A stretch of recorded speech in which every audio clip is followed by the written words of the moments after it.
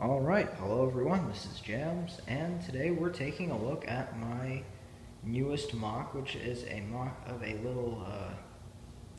little park with a garden and whatnot. So this park's been split into 4 sections, sort of a garden, a forest, a pond, and a bit of a construction site there. They must be planning on building a little conservatory perhaps. Anyways, this was thrown together over the course of a few hours.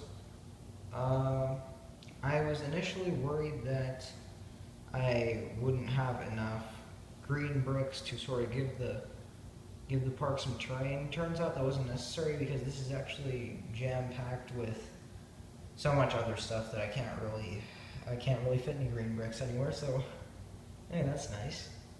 So, yeah, I'm going to be using these pieces for my Carrington MOC as soon as I'm done reviewing this. So I'm going to be taking it apart as I go, like I did with the paratroopers and the wild MOC. So don't get too scared. And without further ado, let's take a look. So here is the pond. It's just some nice turquoise plates. I really like this color.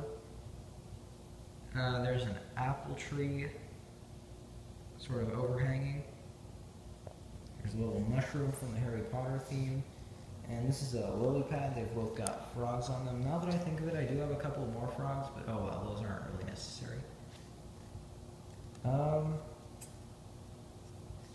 There's just this one stud here. I guess I'll move it a little bit closer to the center. And so there's a couple sitting on the park bench. I'm not really going to do a big walkthrough of how I built that. Actually, you know what? I will.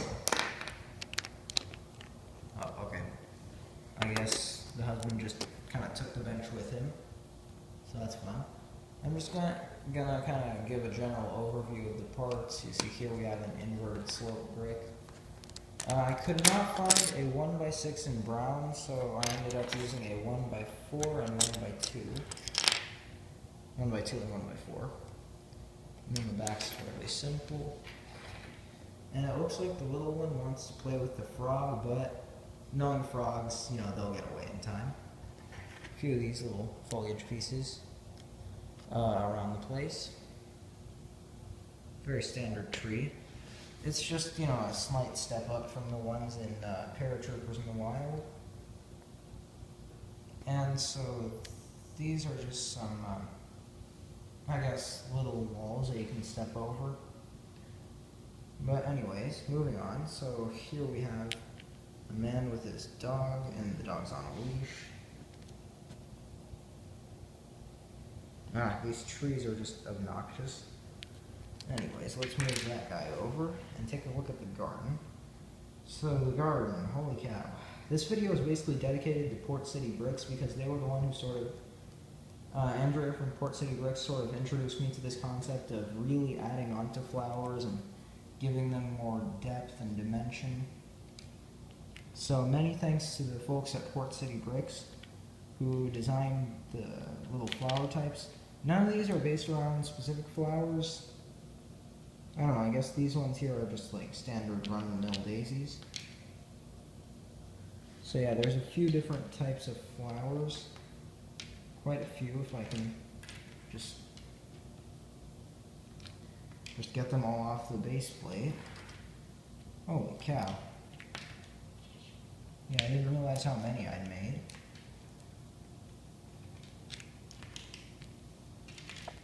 Wow, okay.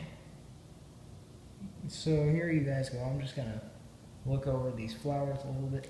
I like this one. I came up with the idea of using these green cherry pieces as sort of, I don't know, I guess little buds. I think they turned out nice.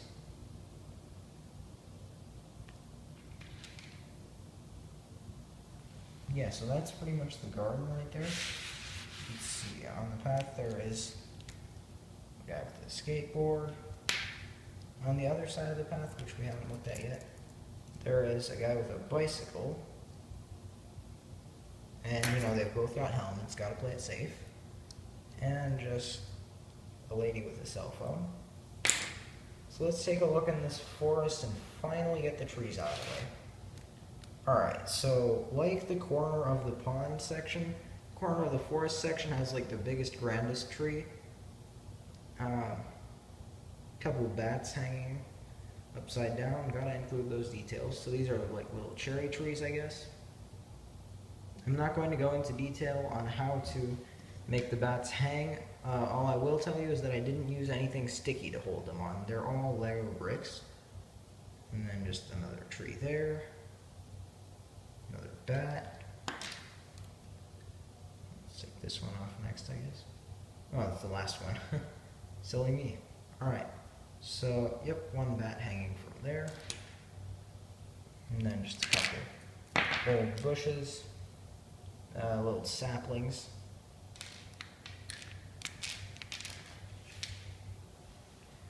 And then there are a few spiders around the place. Yep, little spiders. And then there is a man doing, I don't know, I guess a photo shoot of some sort in the forest. I use the kneeling technique where you actually remove one leg, position it backward, position the entire leg piece, the remaining leg and waist backwards, and put that leg you took off in front of the minifigure, and it gives a nice kneeling effect. Can't be losing legs now, that'd be terrible. And then here is the camera, which is a lightsaber hilt, a 1x2 plate, this funky little piece, which you can find, I believe the new droideka models from Star Wars use this piece for the head. You know, that's where the sensor is, and that's where the little antennae are, and there's a little slope here. And then this is some old videotape piece from one of the city sets out there. And then here we just have another woman with her cell phone. A postman, I guess he's done with his shift, so he's taking a bit of a wander through the park. And we've only got one section left to look at, which is the whole construction site thing. So let's take a look around. Here we have a painter who's going to be painting this red wall white. He's got his little pail of white paint behind him. This is one of the oil crewmen, and he's got quite the mustache, and he has a walkie-talkie. Yeah, and he has the old power miner legs. Those are pretty cool. So let's swing around back here. Alright, so this is sort of the leader of the demolition crew. Oops. I couldn't find construction-related legs that didn't have Emmett's name tag on them, because I have one of the Lego movie sets. It was the Getaway Glider. It's pretty cool. I mostly got it for the individual pieces. But anyways, yeah, so his name's on there, but whatever, that's not too bad. I mean, and then he's got a couple of construction tools there. And he's got the new hat that comes with headphones that Lego released recently. It's got a little hole in the top so that these headphones can just be inserted right in there. I need more of those hats, those are really cool. And then this guy has, you know, your standard red hard hat and shovel. He's got Emmett's torso and just some plain legs. Yep. Alright, so this woman, who is also part of the, whoops, knocked the gate over, the demolition crew, just has a standard torso and legs. This is an old hairpiece from the Lego set, I believe it was 4709. It was the old 2001 Harry Potter Hogwarts set. This hair came from Hermione Granger. It's a nice hairpiece. And she has a little hammer.